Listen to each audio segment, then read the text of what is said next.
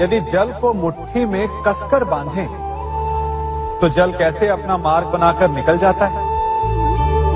इसी धारा की भांति यही अवस्था हमारे अपनों के साथ भी होती है। अधिकतर हम जिनसे प्रेम करते हैं, हम सदा उन्हें अपने समीप रखना चाहते हैं, स्वयं से दूर नहीं होने देना चाहते। चिंता करते हैं, भय खाते हैं कि कहीं उनके साथ या उनसे कुछ बुरा घटित ना हो जाए, और ऐसे में हमारे अपने ही हमसे दूर हो जाते हैं, ठीक मुट्ठी में बंधे जल की भांति। इसलिए जिनसे आप प्रेम करते हैं, उन्हें स्वतंत्र कर दीजिए, उनकी सोच को स्वतंत्र बनने दीजिए, उन्हें अपने मार्ग स्वयं ढूंढने दीजिए, क्योंकि आप सदा उनके साथ उन्हें मार्ग दिखाने के लिए नहीं रहने वाले। इसलिए अपनों के साथ अवश्य रहें, परंतु उन्हें बांधे नहीं।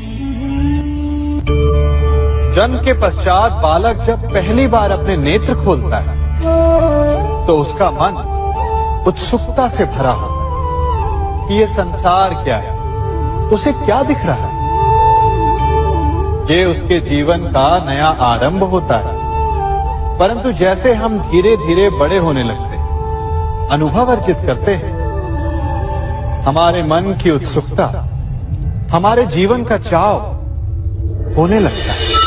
तनिक सोचिए, जब हम सुबह सोकर जगते हैं, अपनी आंखें खोलते हैं, तो उसे ही हम अपने जीवन का प्रारंभ समझ लें, तो सुबह से लेकर संध्या तक के समय को ही अपने जीवन जीने का समय समझ लें, तो कितनी स्फूर्ति आ जाएगी। आप कितने काम कर पाएंगे, कितने लक्ष्य अर्जित कर पाएंगे। फलों से मिलकर घड़ी बनती, घड़ी से मिलकर प्रहर, प्रहर से मिलकर दिन बनते हैं, और दिनों से माह और वर्ष। यदि आप अपना हर पल, हर प्रहर विश्वास से, हर दिन उत्साह से जिए, तो आपका संपूर्ण जीवन सार्थक हो सकता है।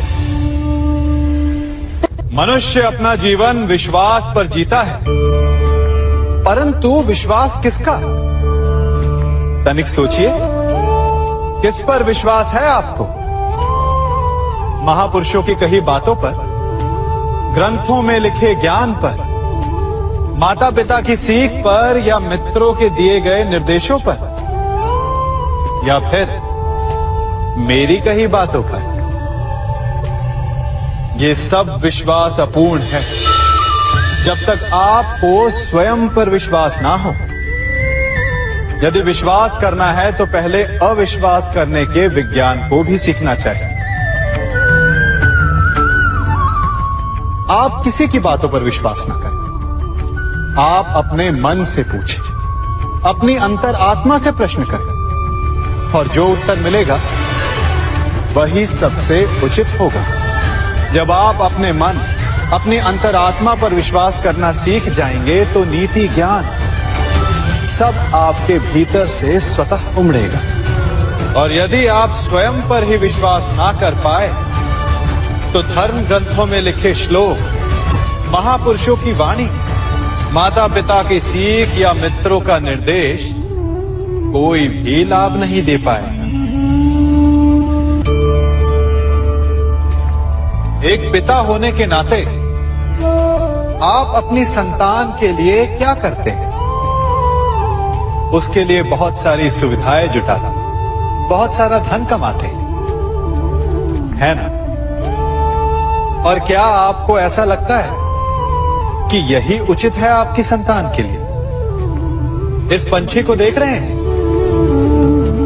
ये भी संतान को जन्म देता है, उन्हें पालता है, पोसता है, उड़ना सिखाता है, और भोजन का प्रबंध भी करना सिखाता है। परंतु उनके बड़े हो जाने के बाद उनके लिए अलग से घोंसला नहीं बनाता। क्यों? क्योंकि यदि इसने संतान को सब कुछ करके दे दिया, तो संतान क्या करेगी? वो अपनी संतान को तब तक भोजन कराता है जब तक उसकी संतान स्वयं भोजन का प्रबंध करने में सक्षम नहीं हो जाती।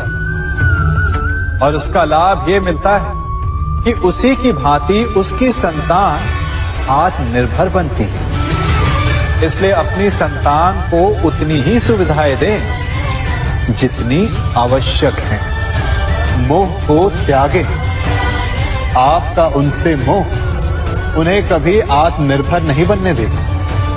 अपनी संतान को कर्म करना सिखाइए। यदि आपकी संतान कर्म करना सीख गई तो वो धन स्वयं कमा लेगी। और यदि वो आलसी अकर्मण्य बन बैठे तो आपके संचित धन का भी नाश कर देगी।